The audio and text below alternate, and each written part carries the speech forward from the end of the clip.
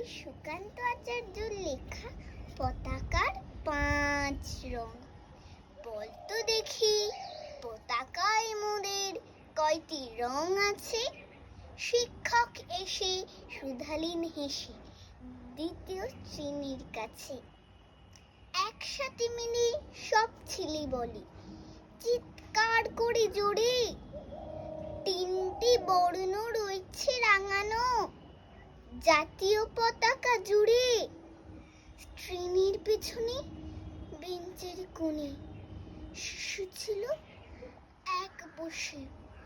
পতাকার মাঝে 5 রং আছে বলল সেই মৃদু ভাষে। কথা তার শুনে বাকি শিশুগণে হেসে খায় লুটোপুটি। শিক্ষক রেগে বলেন হেকে, বোঝাও কি করে 5টি?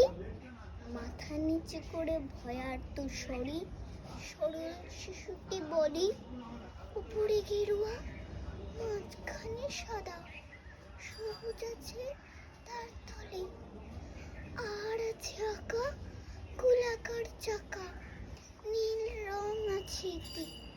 শিক্ষক বলেন এটিকে ধরলে তবু হচ্ছে 4টে।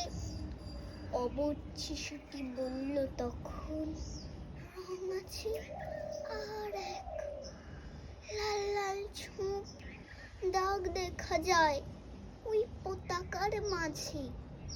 বাবাকে যখন আনলে ওরা কফিনের ঢাকা খুলে, জড়ানো রয়েছে দেহখানা তার পতাকা আর ফুলে। রক্তের দাগে ছিল লাল ছোপ ওই পতাকার মাঝে। এই নিয়ে মোট হলো 5টি। এবার তো ঠিক আছে? সরল শিশুটির জবাব কানে কাঁপিয়ে দিল বুক। অস্ত্র এলো নয়ন ভরে, শুকনো হলো মুখ। আজ যারা দেশের জন্যে করছে বলিদান, স্বাধীনতার শহীদ সম তাদের অমর প্রাণ। হয়েছে স্বাধীন, পেরিয়ে গেছে 70টি বছর।